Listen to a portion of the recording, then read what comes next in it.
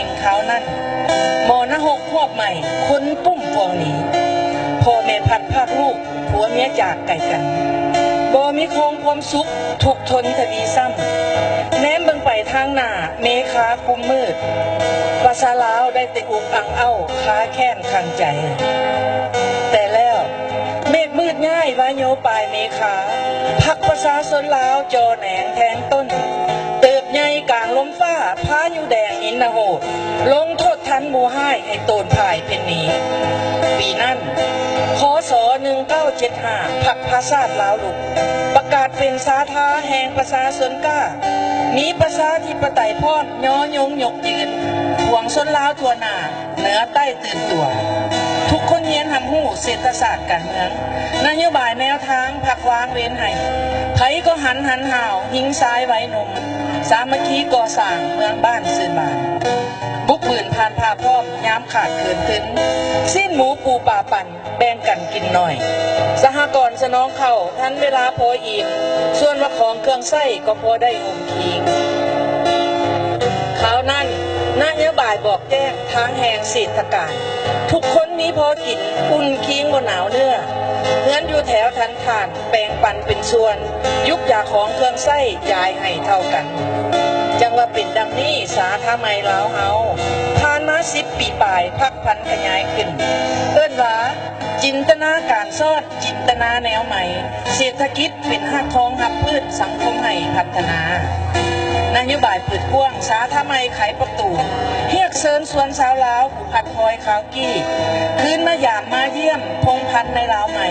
เผยใจหักพอมันสารเสื้อสืบแสงเกินมาสุดมวลแม่งมาโทษสอบสมที่คิดพี่น้องเอ้ยผู้ที่เคยพลอยผัดภาคไรลาบ้านแสนอะไรเหลือล้นเงินแหมหามอยู่อาวรมูลเก่าสร้างดินหัวให้สวนนั่นนาบัดนี้บุญลาบล้นคืนครอบสมสถานมาดมจำป่าหอมซื่นสวงศิวาฟื้น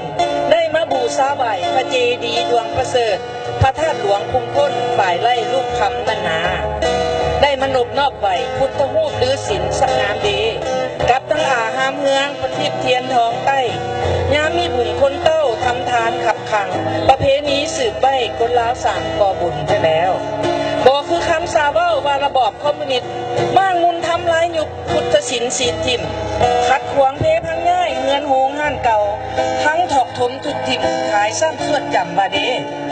อันว่าคำสาท่วงเป็ดโพดพาโลสิ่งประจักษ์ตัดตาสั้นเป็นการเสริมสร้างเมืองแต่แค้นของน้ำเวียงจันทร์นครเอกก็พอแล้วปานว่าฝันวาดไว้เทวาสางสุมาเจ้าเอ๋ย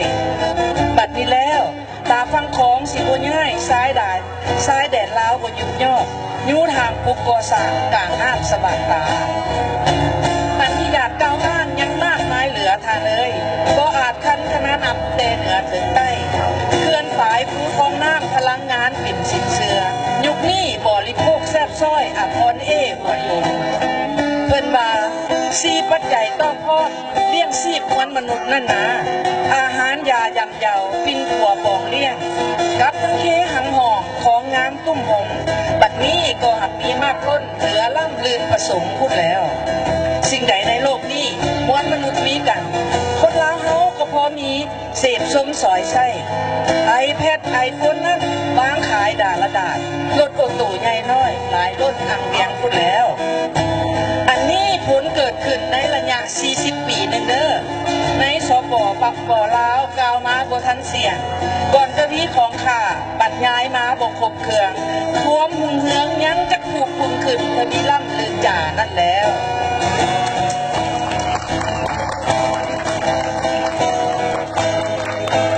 จากเสียงแคน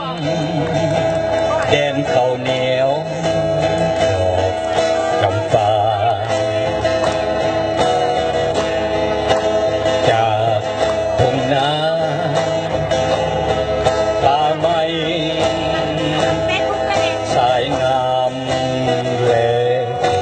เขา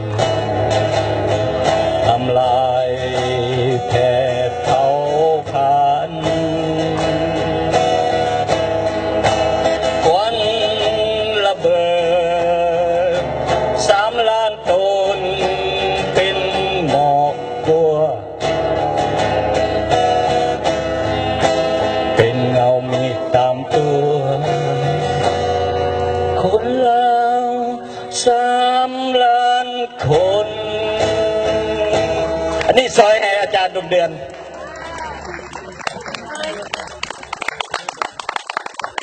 ประธานรายการแข่งขันหน่อยหนึ่งเนาะ